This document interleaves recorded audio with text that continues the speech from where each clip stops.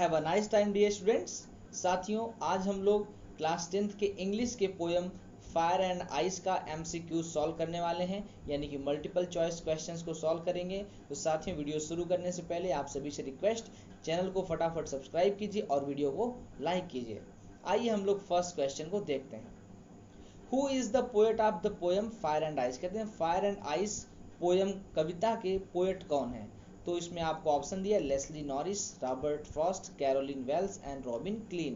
तो कहते हैं इनमें से कौन है? तो आप जानते हैं ऑप्शन बी सही है, रॉबर्ट फ्रॉस्ट। अगला क्वेश्चन है what does the poet compare fire with? कहते हैं what does the poet compare? Poet compare करता है फायर आग की व्हाट विद, किसके साथ? कहते हैं कि पोएट साहब जो आग की तुलना की है वो किससे की है? तो ऑप्शन दिया हेटर्ड यानी घृणा से, डिजायर यानी कि इच्छा से, हॉट यानी कि गर्मी से, both A and C. Option D है, ए और सी दोनों सही है। तो आप समझ जाएंगे कि इसमें फायर की जो कंपेयर किया गया है फायर को, वो डिजायर से किया गया है। तो ऑप्शन बी आपका सही है। अगला question what is the meaning of Paris? Paris मतलब होता है समाप्त होना। तो कह रहे हैं व्हाट इज द मीनिंग, अर्थ क्या है पेरिस का? तो यहाँ पर इंग्लिश में ये आपको अर्थ बताना है। तो ऑप्शन ए दिया है ब्लूम, ब्लूम मतलब होता है खिलना। राइज बी ऑप्शन दिया है, राइज मतलब उगना या निकलना। सी डाई मतलब मर जाना, समाप्त हो जाना। एंड डी ग्लो मतलब चमकना।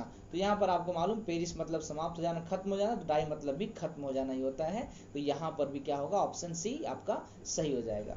अगला क्वेश्चन है where has he used personification? उन्होंने पर्सोनिफिकेशन यानी मानवीकरण अलंकार का प्रयोग कहाँ किया गया है? तो साथियों, आपको पर्सोनिफिकेशन के बारे में थोड़ा सा बता दें कि पर्सोनिफिकेशन मानवीकरण अलंकार में लाइफलेस ऑब्जेक्ट को हैविंग लाइफ मान लिया जाता है, यानी निर्जीव चीजों को मानव के रूप में प्रस्तुत किया जाता है। तो वो होता है पर्सोनिफिकेशन। तो यहाँ पर फायर एंड आइस आपको ऑप्शन दिया गया है। सी वाला ऑप्शन है अर्थ यानी कि पृथ्वी, और डी है बोथ ए एंड बी, पहला और दूसरा दोनों ही। तो यहाँ पर आपका ऑप्शन डी सही होगा, क्योंकि फायर और आइस दोनों को ही हमने पर्सोनिफाइड किया। किससे?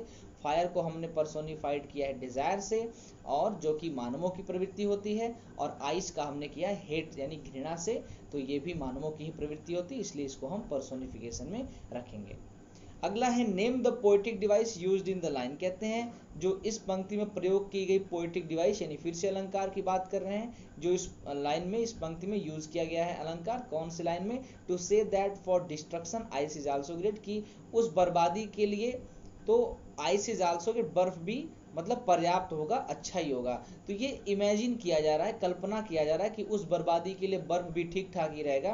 तो इमेजिन किया जा रहा है, तो इसमें सीधा सीधा ऑप्शन बी सही हो जाएगा, इमेजरी। वैसे तो पहला ऑप्शन दिया मेटाफर यानी कि रूपक अलंकार, दूसरा इमेजरी यानी कि काल्पनिक अलंकार, सी एलिट्रेशन यानी कि अनुप्रास अलंकार, और डी वाला ऑक्सीमोरोन यानी कि विरोधाभास अलंकार। तो इसमें इमेजिन किया जा रहा है, तो ऑप्शन बी आपका सही हो जाएगा। अगला है व्हाट डज आइस सिंबलाइज? कहते हैं आइस जो है वो किसका प्रतीक है? तो पहला है लव यानी प्रेम का, बी हैटर्ड यानी कि हैट्रेड यानी कि घृणा का, सी वायलेंट डिजायर यानी कि अत्यधिक जो इच्छाएं होती हैं, उत्तेजित इच्छाएं होती हैं, उनका प्रतीक है, या ऑल ऑफ द एबव या इनमें से सभी का है। तो आप जानते हैं आइस का जो सिंबल है, जो आइस सिंबलाइज करता है वो है हैटर्ड या हेट्रेड भी कह सकते हैं इसको। अगला कहते हैं what does violent desire refer to? Violent desire किससे रेफर किया गया है? तो पहला है लव यानी कि प्रेम से, आइस यानी बर्फ से, both A and B, C option है, ए और बी दोनों ही सही है, या कहा गया नन ऑफ द एबव या इनमें से कोई नहीं। तो वायलेंट डिजायर, डिजायर का मतलब तो फायर ही इसमें कविता में है। तो यहाँ पर कोई ऑप्शन फायर नहीं दिया, इसलिए इसमें आपका ऑप्शन सही होगा डी वाला, नन ऑफ द एबव यानी इनमें से कोई नहीं दिया। अगर एग्जाम में आपको ऑप्शन में फायर दिया है तो आप उसमें फायर पे ही टिक करेंगे। अगला क्वेश्चन है what is the rhyming scheme of the poem? इस कविता की राइमिंग स्कीम क्या है? तो साथियों, मैंने आप लोगों को जब पोएम पढ़ाया था तभी उसमें राइमिंग स्कीम बनाना सिखा दिया था, तो आप लोगों को अच्छी तरीके से मालूम होगा। आप लोग फटाफट कमेंट करिए, मैं वेट कर रहा हूँ आपका। आप तुरंत कमेंट करें कि उसकी राइमिंग स्कीम क्या थी, उसके बाद मैं आपको बताता हूँ। साथियों, उसकी राइमिंग स्कीम थी A B A A, B C B C B. तो ये आप लोग जानते हैं कैसे निकालना है, बहुत अच्छी बात है। अगला क्वेश्चन है fire and ice is a highly symbolic poem by Robert Frost because is. कहते हैं फायर एंड आइस जो है वो उच्च प्रतीकात्मक कविता है रॉबर्ट फ्रॉस्ट के द्वारा, बिकॉज क्योंकि इट यूजेस कॉन्ट्रडिक्टिंग आइडियाज। कहते हैं कि यह जो है विरोधाभासी विचारों का प्रयोग करता है, या विरोधाभासी विचारों में अंतर बताने का कार्य करता है। तो ये तो बिल्कुल भी नहीं है। दूसरा, it is meditation about how the earth will and, कि यह तो एक मेडिटेशन है, यह एक विचार है, यह एक ध्यान है कि अबाउट उसके बारे में कि कैसे द अर्थ विल एंड, की धरती की समाप्ति कैसे होगी। तो यही ऑप्शन आपका बी वाला सही है, it is a meditation about how the earth will and. और सी वाला ऑप्शन है इट कॉर्पोरेट साइंटिफिक टर्म्स, कि यह जो है वैज्ञानिक तरीकों को निगमित करता है, उनको सत्य साबित करता है, इसलिए क्योंकि फायर एंड आइस से दुनिया समाप्त होगी, तो इसलिए कह रहे हैं कि ये वैज्ञानिक तरीके से भी यह सत्य साबित करता है, इसलिए तो ये ऑप्शन नहीं होगा। नन ऑफ द अबव, इनमें से कोई नहीं, ऐसा नहीं है। ऑप्शन बी आपका सही, it is a meditation about how the earth will and. अगला है who do Robert Frost side with, कि रॉबर्ट फ्रॉस्ट किसका पक्ष लेते हैं।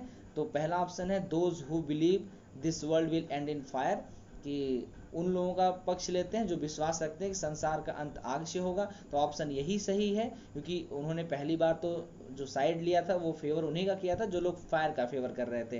तो ऑप्शन ए सही है। वैसे देख लेते हैं ऑप्शन बी क्या है, those who believe this world will and in ice, कि वो लोग जो विश्वास करते हैं कि इस संसार का अंत बर्फ से होगा। अगला है those who believe this world will and in both, कि वो लोग जो विश्वास करते हैं कि फायर आइस दोनों से समाप्त होगा, या नन ऑफ द अबव, या इनमें से कोई नहीं। तो ऑप्शन आपका इसमें ए सही है, those who believe this world will and in fire. तो साथियों यहाँ पर फायर एंड आइस चैप्टर का लैंग्वेज स्टडी एमसीक्यूज होता है खत्म। अब आपकी बारी साथियों, इस वीडियो को अपने सारे स्टूडेंट भाइयों तक, अपने सभी स्टूडेंट सहपाठियों तक इस वीडियो को शेयर कीजिए। ज्ञान बांटते रहिए, क्योंकि ज्ञान बांटने से ही बढ़ता है। जय हिंद, जय भारत।